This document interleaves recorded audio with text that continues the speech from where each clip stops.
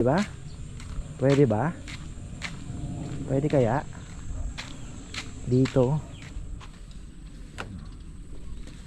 Ay! Yan. So, yan po. Sa gitna. Yan, okay na yan. Tingnan nyo. Sa gitna. Oh.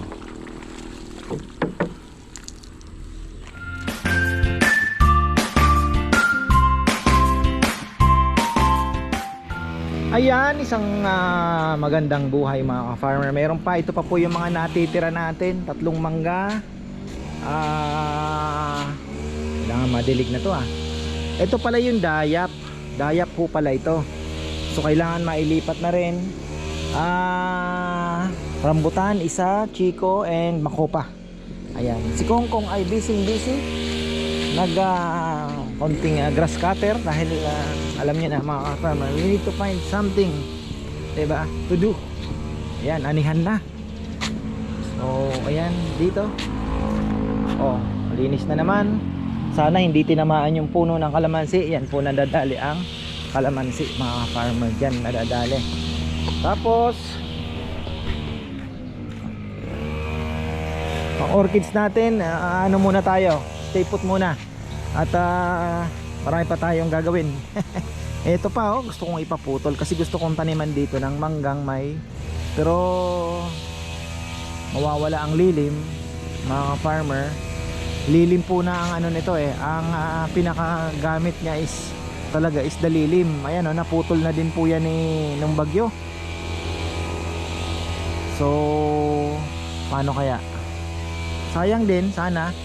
Kaya lang talagang reject po ang bunga nito. Talagang reject. Parang alien. Oy, may bisita tayo. Ayan. Naligaw. Nagtatanong, saan po yung lechon house? Sabi ko, Saturday, Sunday lang. So ayan, chichikin natin kasi tinanim na po yung mga lemon. At yung ipapahabol natin dito yung dayap. Doon na rin natin ipapalagay. Abot naman po ng madidilig yan palagi, kaya wala tayong magiging problema. So ayan, abangan nyo din po pala yan. Di pa ako nakakapag vlog. Silipin lang muna natin yung ating mga tanim. Check natin kasi syempre baka nanibago. Ayan, ating project. Ayan, tapos na yung tapos na po yung tatambak na sila. So mamaya abangan nyo po yan. Magbibideo din tayo dyan, pero for the meantime ito lang muna. Check natin. Ayan yung ating buhay na, nakasurvive. Sabi niya, muntik na akong maghingalo naman kita pababayaan. Kaya lang, ang hirap lang po kasi talaga pag inutos mo yung pagdidilig. Akala nila 1 bucket is enough. Hindi po uubra yan. Hindi talaga uubra. So eto, nako, mukhang nasakal na naman. Sana hindi naman yan po ang nagiging natin yung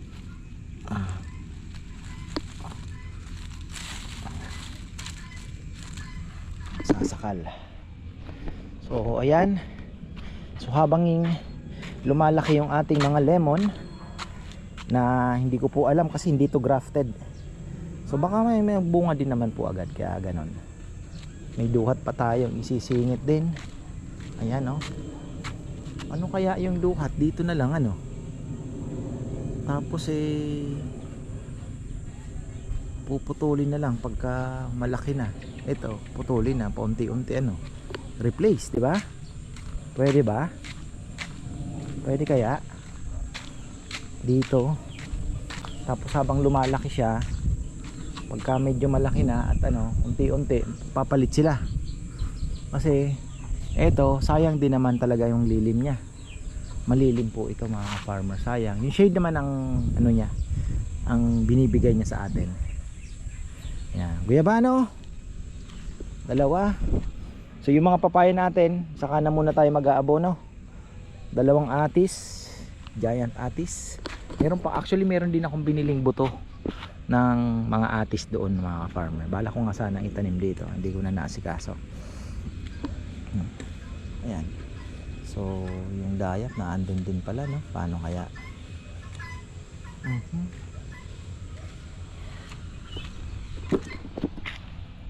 Ayan.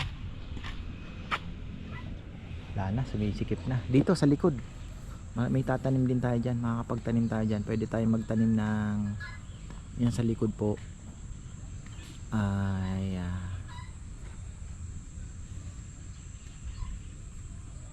dito lang siguro tayo makakapagtanim dyan sa may banda dyan. Kasi may langka dyan, kasoy, sa may taas wala, so baka yung makopa dyan natin ilagay. Chico din mga farmer, baka dyan natin ilagay. Ayan, magandang panahon ngayon mga farmer at ay tingnan nyo, kahit sasakyan pwede na uli pumasok. Dito wala. Nahanap namin yung taktak. Eh kongkong ginamit niya kahapon. Kailangan gamitin po dito sa paghuhulog ng ano.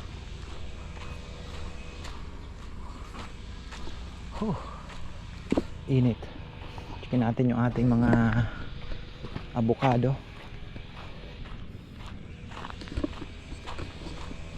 Wala. Ano mo kongkong, ginamit sa kahapon. Baka yun na yung ilagay dyan.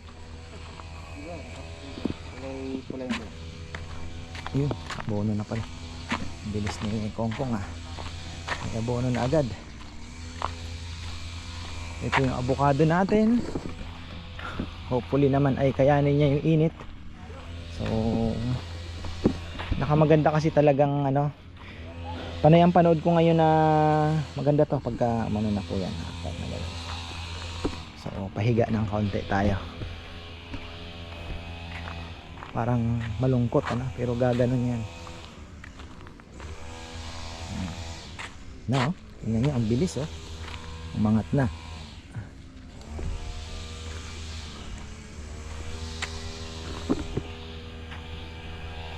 Beautiful. Yung haas na andun sa may bahay po. Tapos ito, dalawang evergreen, dalawang cardinal, isang giant avocado. So nagtanong-tanong ako sa MHS farm na dito sa San Antonio. Napuntahan na rin namin yun actually. 1.5 din po ito. So same din naman ang presyo. Pero awag dito, same din po ang presyo. Pero doon kay tita makakaano tayo, diskarte tayo doon. So mukhang dito ilang piraso pa ang ilalagay natin. Tapos dito baka magsingit din tayo doon isa. Tapos yun doon sa ano pa. Ayun. And dito hindi ko po alam, hindi ko pa sure kung anong ilalagay natin dyan. Kasi pag natapos na po yung riprap, dyan ko pa po lang pag-iisipan kung ano ang pwede. Pwedeng kalamansi, kasi yung kalamansi po ay kailangan din namin talaga. So kung anong kailangan, di ba? Yun ang baka kalamansi din po ilagay natin dyan. So at least yung mga kalamansing nilagay ko wala na tabunan. Pero dyan permanent na po yan, wala na tayong gagalawin dyan. Pag na-riprap yan, ayos na yan. So hindi na tayo kakabahan na maano pa yung lupa. So nakaano na siya, fix na. So pwede na tayong maglagay dyan. Kalamansi hindi naman gaano malaki, hindi sisira ng riprap. So at tingin ko mas maganda kalamansi. Tapos syempre may mga nakasingit na papaya, diba? Papaya naman po 1 year, 2 years lang naman yan Kahapon pala ayan nakapag ano na rin po tayo ng mga fertilizer diyan sa nyog. So okay na po yan. Ang kulang na lang is yung Magnum, makapagbuhos po diyan sa loob ng Magnum. Mamaya yun ang aking gagawin. So ayan, samahan niyo po tayo. Ako na nakapag-abono na rin pala si Kongkong. Sabi ko, Kong, yung papaya off limits muna tayo. Medyo na overwhelm tayo sa abono last time. So medyo nagkulot, pero ano naman yan. Dalawa dito pala ang kailangan natin. Dito pa kailangan natin Teka, silipin nga natin yung langka. Yung langka po mga ka-farmer. Pabayaan ko na to buto to, tinanim ko. Itong butong ito, galing pa po itong yung mga malalaking sa tapat po ng, alala ko pa alala ko pa po ang nangyari noong time na yon. ang ito, sinasabi ko kalaban natin. So ayan, ano, naalala ko pa po ang aking ang binili ko po yun. Bumili talaga ako ng langka, pero buto lang ang binili ko. Nakita ko po kasi ang lalaki ng langka na ano, pero nagbubunga na siya. Problema, hindi po nagtutuloy. Ayan o. Oh. Ayan. So ngayon, dalawa yan eh. Dito ko yan tinanim. Actually marami. Ayan pa, may mga namatay pa nga. Diyan may mga namatay pa. Malalaki po ito. Buto kong binili ito sa harap ng Excelente sa Quiapo, mga farmer. Bumibili ako ng ham noon. Tapos ayun, nakita ko siya. Inano ko. Bumili ako ng buto. Nagpatubo ako. Ay, ito po yun. Yung grafted natin na andoon naman, meron dito, meron din po doon na akong tinanim sa may ano. Medyo hirap din tayo sa langka talaga. Isa pa sa mga pangarap ko din yan, langka, dahil may hilig ako sa langgang gulay. Ay, ito yung dinaabonohan. Ngenge. Patay tayo. Ito dito, pwede pa tayo laki na ng kamatsili oh. Mga farmer, grabe ang kamatsili ah. Ang laki. So pwede tayo magputol dito. Yan, putulin natin yan. Dito, putulin din natin. Titira natin ito. Tapos dito pwede pa tayo tanim pa ng iba. Ayan oh. Ito pa yung isang langka oh. Malay natin, di ba? Magbunga din siya. Pero kailangan lang talaga magkaroon ng drip irrigation dito para pag summer hindi naman po sila nahihirapan. Isa sa ano yan, factors kung bakit hindi sila na mamunga-munga, kasi hirapan din eh. Yan, galing sa buto yung mga yan. So dito pala pwede pa tayong magmakopa tsaka chiko dito. Yan po yung anahin natin, tanim natin. Kaya lang summer, pero ngayon 6 months wala tayong dilig-dilig. Ayan, shoutout pala kay ka-farmer Lorenzo Sigua. Magtatanim daw din siya ng sabi ko the best time ngayon kasi wala ka ng dilig-dilig ng 6 months, so makaka-recover ng maayos yung mga halaman, makakaugat. So pagdating ng January, doon ka palang umpisang magpa-dilig, kasi hanggang December po na ulan-ulan pa naman yan. So January mainit, pero medyo minsan may ulan-ulan, pero dyan ka na mag-uumpisa magdilig. February, tapos March, April, May, yan, 3 buwan na yan. Kailangan talagang puspusan na yung pagdidilig para hindi naman yung ating mga halaman. So alas 12 na, lunch time. So ayan, balikan natin mga ka-farmer. Magbubuhos ako ng Magnum kasi effective naman, kaya yun ang ginagamit ko. Ayan, ito na, papakita ko na po sa inyo kung paano ko ginagawa yung sa sa niyog, para sigurado tayong walang mag-aasungot. Pero dapat ito every month, o kaya pinakamaganda kung kaya nyo pong every 3 weeks, o kaya monthly, pwede na po yan, monthly. Yan, wala akong coke eh, ganda sana kung coke. Ay, yan. So yan po sa gitna. Yan, okay na yan, para walang mga aso-asungot. So okay na yan mga ka-farmer, yung ganun. Basta yung pinakaloob, kasi dyan yung mga kalaban eh. Ayan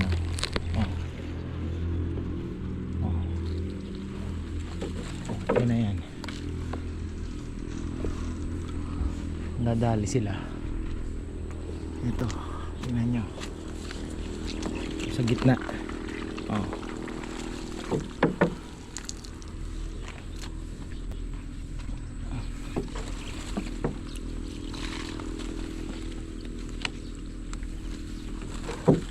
Sabi nung thank you, sasalita eh. Thank you po. Ko, ito ano to? Hirap ah. Yan.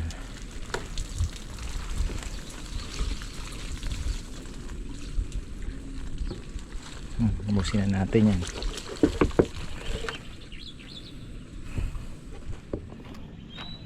Ayan. Tutto posto. Sabi nga sa Italiano. Tutto posto. Okay na daw. Okay na. So habang wala pa tayo nakikitang mga pinagkainan o pang-iistorbo dyan, binuhusan na po natin. Ayan. Ayan o, tingnan nyo, may patay. Tingnan nyo, effective talaga eh. Kita nyo mga ka-farmer. Diba? Pero hindi yan, luma na yan. Ibig sabihin napatay siya nung binuhusan siguro. So yun ang kinaganda. Kaya malaking bagay po yung naglalagay talaga tayo. Tingnan nyo, namatay siya. Kasi yan yung kinakain grabe ayun pag kinain po niya yung ubod, wala na tayo niyog.